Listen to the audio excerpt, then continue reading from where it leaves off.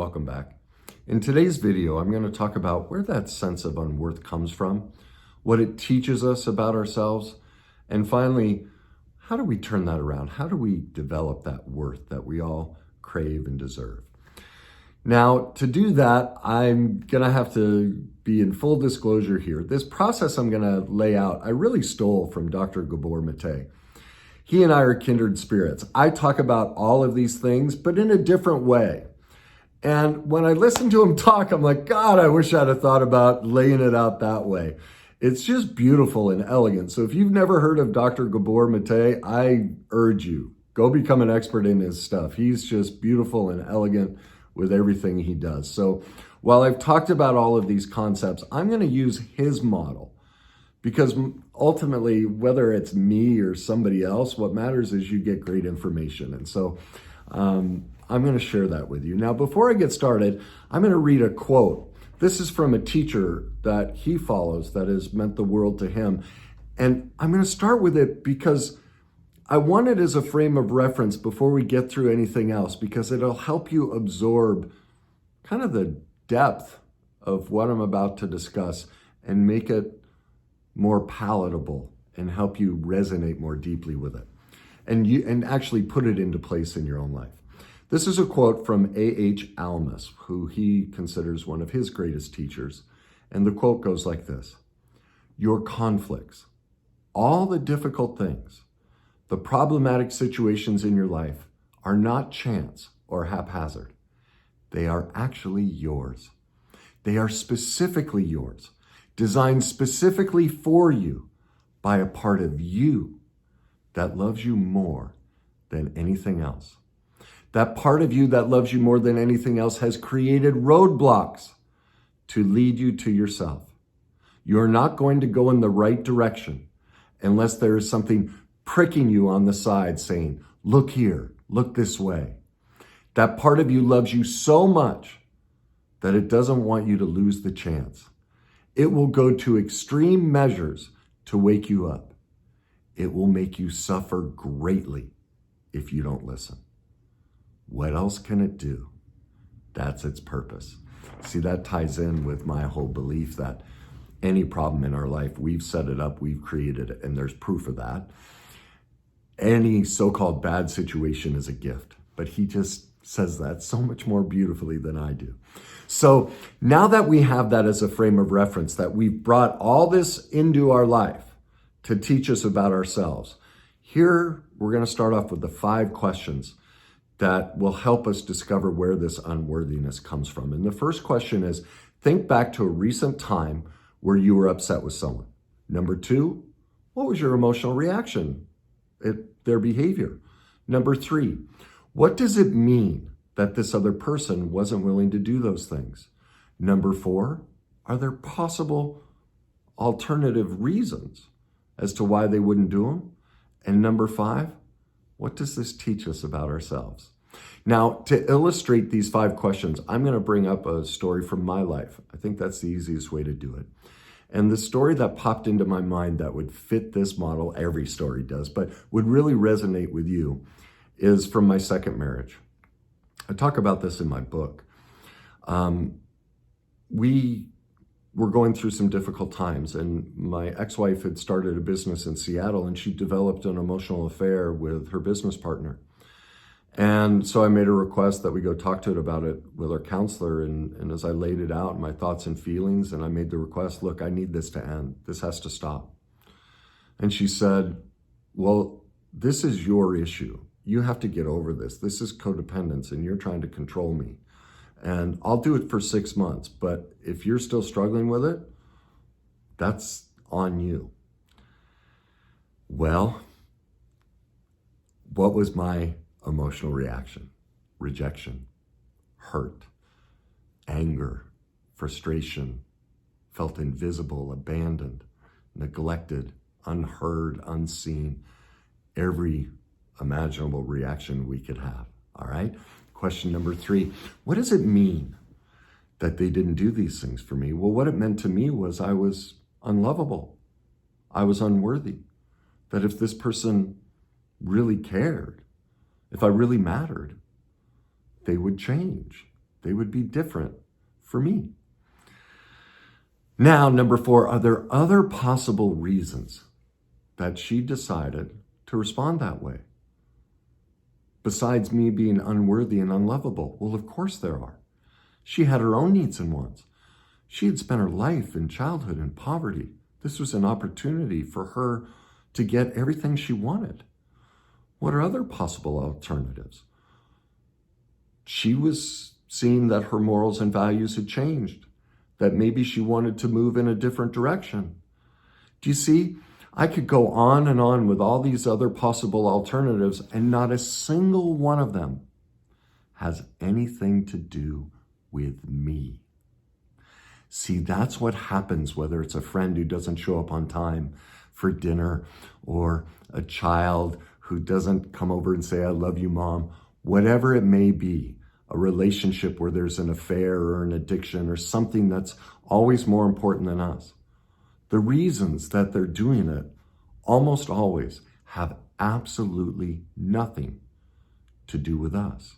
And so we've picked this pain, this situation, to teach us about ourselves. So here's 7 questions to help you navigate what it might be teaching you about yourself. The first one is, do you see that in all of these situations, we're reacting out of our perception of what reality is, not what reality is? See, my perception was I'm unlovable, I'm unworthy, I'm being neglected, all these terrible things.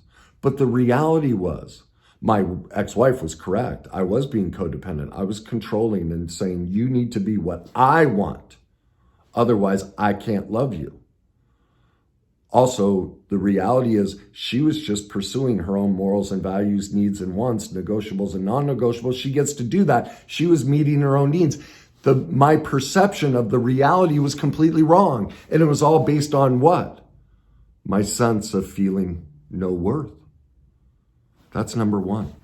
Number 2, do you recognize that in every one of these situations, we always choose the worst possible outcome, and we always choose an outcome that says we are unworthy? Have you noticed that? Think through all of your hurtful situations and how we always ascribed that they're doing this because I'm not good enough. I'm not worthy. Or we go the one-up power position, go, well, they're bad, which is false empowerment. We make it about them, but we're still choosing the wrong reality. We're choosing a perception that makes us unworthy. Do you recognize the third thing this teaches us? That this process is automatic for all of us. We didn't even think about it. It just happened. The minute the words come out of their mouth or we see the action, we immediately choose, I'm unworthy. We immediately choose, I'm neglected, I'm abandoned. I am somehow unworthy of this situation. That is trauma. That shows us what I talk about all the time, that 95% of our life, we aren't even present in our life as an adult. The science shows that. Do you see? That's a traumatic reaction from our childhood where we were sent these messages that we aren't worthy, and we brought it right smack into the current situation. That shows how detached from reality all of us are, and how all of us are reliving the subconscious painful programming that we never healed from our childhood. Do you see what this is teaching us? Number 4, this also means that we still believe we're not worthy, or that we're not worthy of being cared for. That still brings up that sense in childhood when our parents couldn't be there for us, when they were perfectly imperfect. We are still stuck in that sense of unworthiness. Number 5, it shows a lack of compassion for ourselves. Do you see how we are the ones who are taking a reality and turning it into a perception that shows complete unworthiness? Instead of me looking at my ex-wife's decisions and going, wow, she's telling me about herself, I made it about me. And do you see there's no compassion in how I made it about me? I rejected both of us in that moment. That's a complete lack of compassion for myself. Number 6, no matter how unworthy we feel, do you see that this also shows we still have access to our true nature, our authentic self? We all can recognize as I go through this that, oh my God, my authentic self knows that I'm the one doing this to myself. That means I can heal it. I can recover from it. I'm not stuck. People will say all the time, I never want a relationship again because of all this. Well, that's all that lack of compassion. That's how they're telling themselves they're unworthy. They're stuck in the perception of that. None of that's true, because we are creating the problem for ourselves, and the way we've been conditioned through our subconscious, our trauma from our childhood has brought all of that forward, and none of it's true. We are not in reality. We are stuck in the perception that was placed into us in childhood that we are unworthy. And then finally, number 7, it shows us that the problems in our life are there to heal this. I'm going to read the quote again. Now, with that new understanding, think through the situation with my ex-wife. Your conflicts, all the difficult things, the problematic situations in your life are not chance or haphazard. They are actually yours. They are specifically yours, designed specifically you for a part of you that loves you more than anything else. That part of you that loves you more than anything else has created roadblocks to lead you to yourself. You're not going to go in the right direction unless there's something pricking you on the side saying, hey, look here, look this way. That part of you loves you so much that it doesn't want you to lose the chance. It will go to extreme measures to wake you up. It will make you suffer greatly if you don't listen. What else can it do? That's its purpose. Do you see the whole reason I picked my second wife was to break me? The divorce and the withdrawal, because it really was a dually addicted relationship, almost killed me. I almost lost my life. It was pricking me in the side. Hey, look here, look this way. This part of me loved me so much. It didn't want me to lose this chance. It was willing to go to extreme measures to wake me up, to make me suffer greatly because I was unwilling to listen, because what was ultimately killing me in my life. Growing up with an alcoholic mother, emotionally distant father, and all the myriad of traumatic things I went through, the one thing I'd never been willing to let go of was control. You see, I was trying to control her in that office. It's what we all do. We try and demand that our sense of unworthiness, you fix it. It's not their job. And so what I realized was the only way I was ever going to survive and couldn't kill myself is I'd have to let go of control. I'd have to wake up. I talk about it. I remember the day.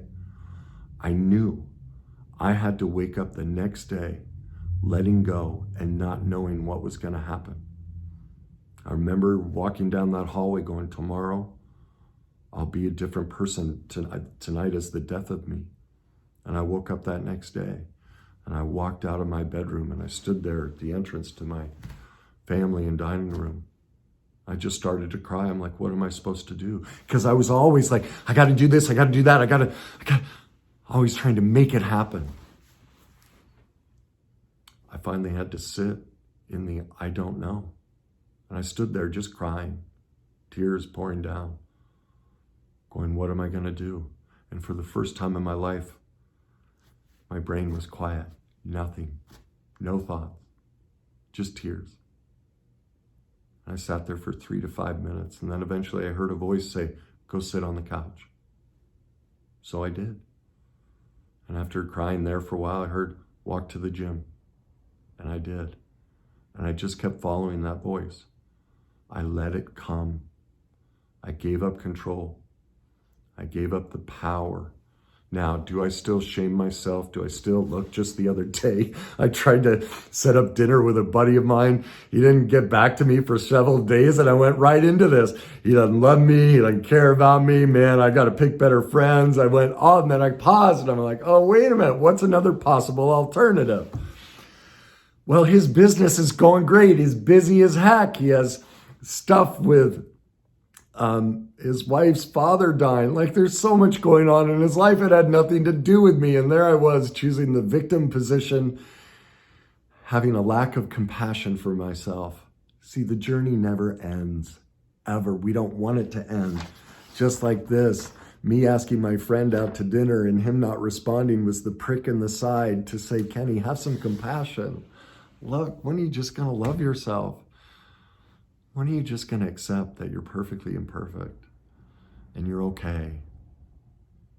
That's why we pick these people. That's why these things happen in our life. They're bringing us back to our worth. So what are the 3 steps to regain our worth? We have to stop seeing all of these things as problems and instead start seeing them as learning opportunities. They are the path to reclaim our soul. They are the gift we all deserve and need. Number 2, recognize that whenever we feel unworthy, it's just the trauma from our childhood. And now most people, oh, I didn't have trauma in my childhood. Well, we've all done this. All of us have suffered trauma. Get out of denial, please. Start being compassionate with yourself. Your denial of your childhood trauma is killing you.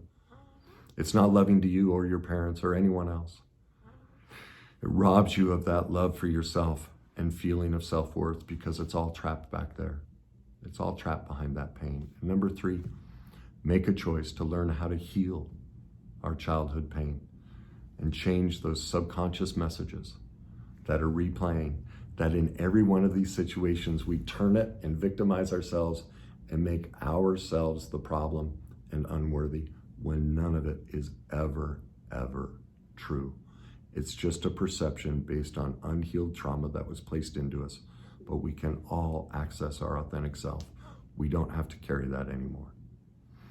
So there you go. I hope that helped you. If you think it'll help others, please share it. Leave me your comments. And if you haven't already, please subscribe. And as I always say, enjoy the journey.